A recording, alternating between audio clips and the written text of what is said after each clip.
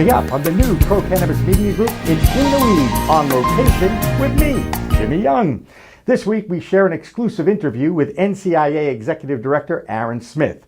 It's lobby days in Washington, D.C., and Aaron's group has been doing a great job moving the green wave into the forefront of issues in our nation's capital, all the while helping individual states try to figure out how to implement a program that is fair and equitable to all. Now, New Jersey just gave up on their effort to create an adult use program in that state through the legislative process, so now that will all be decided by the voters. And once that passes, and it will, the legislature will still now be forced to try to figure it out, but they'll have a little bit more time because it won't happen until after 2020.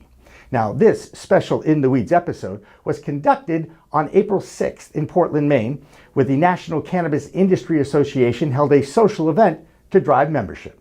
Welcome to a very special edition of In the Weeds with Jimmy Young. Again, we are on location in Portland, Maine. You know, this used to be my old stomping ground when I worked at the CBS affiliate Channel 13 in Portland, Maine. And coming back here has been kind of an eye-opening experience for me, especially when I'm coming up here for a very special social event that is sponsored by and brought to you by the National Cannabis Industry Association, the NCIA, as opposed to the NCAA, which is what I used to cover when I was a sports guy. But this is Aaron Smith, and he is the founder of the NCIA, and I appreciate so much for you taking a little bit of the time before this big event and joining me. So tell me a little bit about the NCIA. I know that you are based in Washington, D.C. and in Colorado, and I'm pretty sure that you are the lobbyists that's starting the green wave that we're starting to see. Is that accurate? Yeah, NCIA is the trade association that represents the industry broadly across the country. We are headquartered in Washington, D.C., as you mentioned, lobbying on the issues that affect our members every day in their businesses, and ultimately to end federal marijuana prohibition and allow our small businesses to thrive. And you've done a great job so far because there's been more movement and more historic committee meetings about opening up the banking industry to the Cannabis Association than certainly in my lifetime in history, for sure, at least perhaps since the early 1930s, let's just say.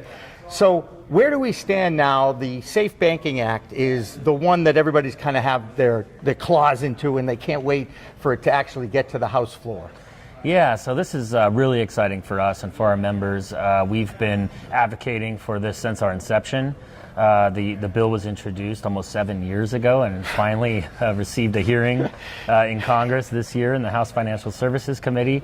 And it was approved in that committee with a 45-15 vote, with 11 Republicans voting in support of banking access for the cannabis industry. So it's truly a bipartisan issue. And we expect to see the bill. At this point, it will either go to the House Judiciary Committee, where I think it will also be approved, or they might waive jurisdiction and it'll go to the House floor, where I am really confident that we have the votes to advance it onto the Senate. And then we'll talk about the Senate when we get there. Is that fair enough? Yeah, it's a little different over there. At least it's different because of the bipartisan and the partisan parties that are there. And I'm pretty radical when it comes to this kind of thing. I don't really like the two-party system. I know it's been around for a long time, but money dictates politics, and money drives a lot of issues. You guys are finally getting funding to move this forward. And isn't this all about money? Isn't it supposed to, when you have a new industry, have an opportunity to get into the banking industry? And blocking it has just been a nightmare for anybody who started a dispensary or any business with cannabis. Well, I mean, this issue just touches so many different areas of public policy and society. And first and foremost, I think it's a social justice issue. It's a personal freedom issue. But yes, it is also a financial issue. And members of Congress, they tend to be receptive to seeing tax dollars flowing in, campaign contributions, and that sort of thing. As the industry has matured and has been able to really become a professionalized, politically engaged business sector in the country, it is no wonder that we are seeing the kind of progress that we're seeing. Confident?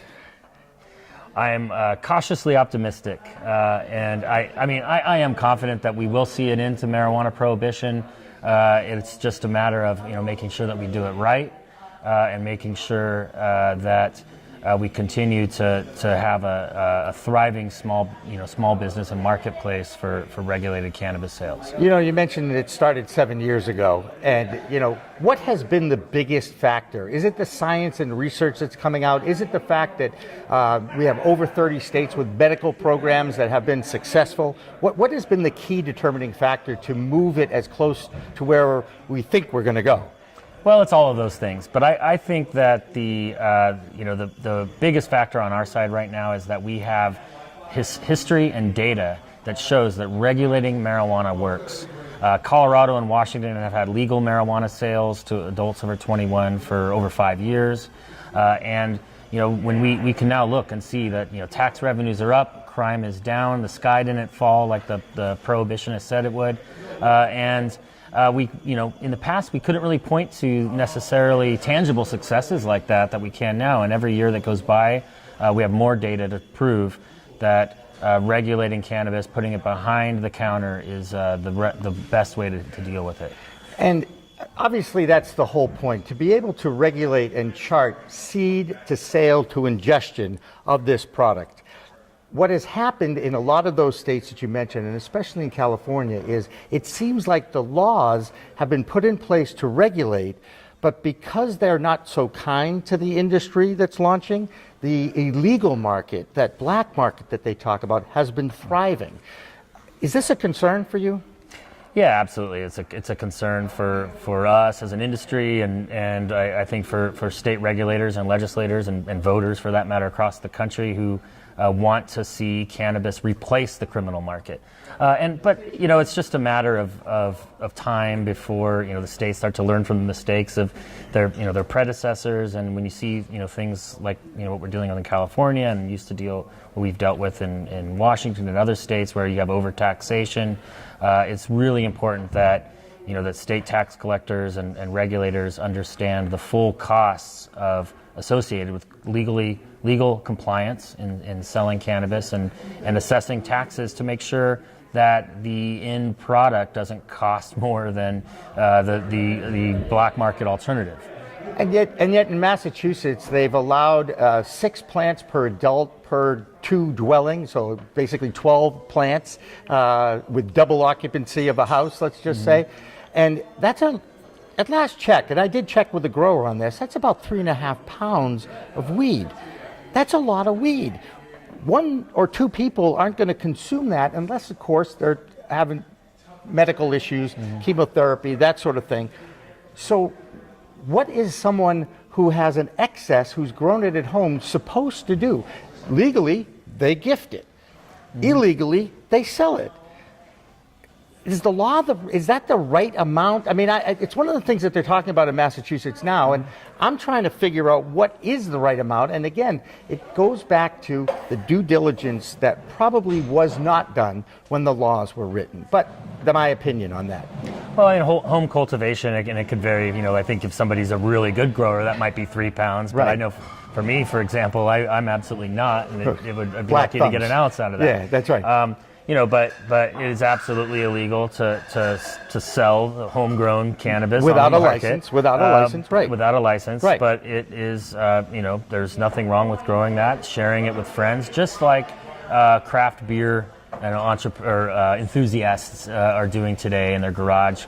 They're probably able to brew more beer than they can drink in a given week, but they share it with their friends. They trade it for other varietals with other hobbyists, and that's an all right thing.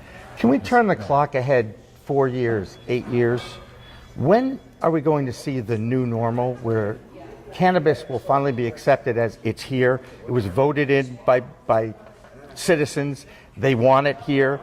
I talk a lot about it's an adult use product. It should be used responsibly by adults, similar to alcohol.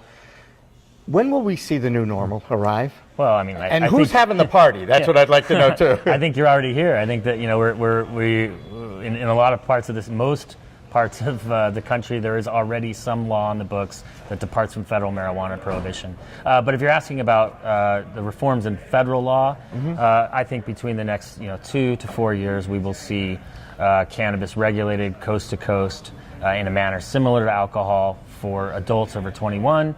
and available for patients in a medicinal form as needed under the direction of their doctor in all 50 states. Your job as a lobbyist, are you educating the legislature in Washington? Are you basically handling any question that someone from a House or a Senate position might have? Is that pretty much what you guys do? Yeah, we're there to provide information from our members and from the front lines out in the states. Where if you think about members of Congress, a lot of the times they're dealing with hundreds of issues. Cannabis might not be first and foremost among them. So our government relations team in D.C. is there to make sure that the issue is always front and center. And that the new emerging information is shared because again, the facts are on our side. Regulation works, and it's just a matter of time before that translates into federal law reform. Now you're fighting, and anybody who is a cannabis advocate is fighting 80 years of propaganda. You're trying to reverse some of the stigma that's been out there for a long time. One of the things that I haven't seen yet, and I come from a traditional media background in television and radio, are public service announcements talking about the benefits of this drug.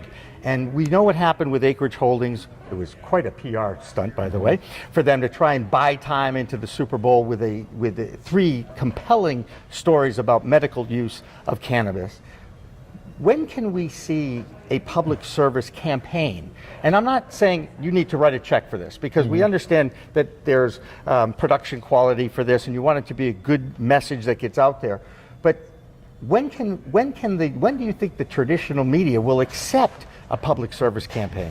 Well, I mean, it's kind of goes hand in hand with the other question about seeing that new normal. That's right. Part of the new normal, and we are seeing in states especially that already have cannabis legalization on the books. You're seeing more. Usually it's in the form of billboards, not television ads. But right. Why not? I think there's FCC regulations around that, and it's still, remember, a federally illegal. I get that. So once it's descheduled, okay, let's deschedule it first. Right? Let's get the banks in. Let's deschedule this. Is that the time? Is that going to be I'm the sure time? The networks will be happy to take our money at that time. Well, I would hope so, right? You would think that's the idea. It is commercial media because they need the commercials to fund their businesses, just like cannabis needs access to banks to fund their business. It's all a business, and it's just first of all, it's an amazing thing that I'm 61 years old and I'm actually talking about legal cannabis in my lifetime. Not something I ever expected in my home state or even my adopted state here in Maine, where I spent 11 years of my career. To be back here, it's surreal in so many ways that I'm at a industry social in Portland, Maine. There was a time when people actually knew who I was. Not anymore. Hey, Aaron Smith, thank you so much for hosting us, and I'm going to keep waving the flag if that's okay for you. All right, thanks so much. All right, that's Aaron Smith of the NCIA, the National Cannabis Industry Association. This has been a very special edition on location in Portland, Maine of In the Weeds with Jimmy Young. So for everybody that works so hard on my podcast and getting it out there, once again, it's a whole new world of weed out there. Make sure you use it responsibly. Don't look now, but it's a whole new world of weed out there. Pot is flower, it's Bruce Banner and Blue Dream. You've got bongs and dabs, resin and shatter, vaping and edibles, new terms, new strains, and new ways to use cannabis sativa, the plant. Some just made with CBD, and hemp has minimal THC. There's sativa and indica strains, and 100 chemicals, all legal in 10 states for adult use. There's a lot to get to know. Get used to it, folks, because it's legal in the Bay State and it's not going away. Neither is In the Weeds with Jimmy Young next.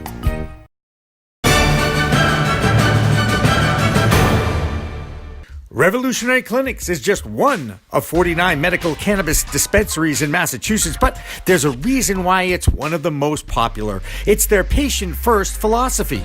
All day long, they teach, they educate, they communicate about this complicated plant called cannabis sativa. That's true whether you visit their Cambridge location in Fresh Pond at 110 Fawcett Street or at 67 Broadway in Somerville. Revolutionary Clinics, where the patient comes first. In the Weeds is a podcast for the Cannabis MultiMedia Network for the enjoyment and education of our audience. It is available on iTunes, iHeartRadio, Spotify, and a video record is available on the WeedTube and on the Cannabis Multimedia Network. Any medical advice is not a reflection of the management of CLNS Media or Cannabis Multimedia Network.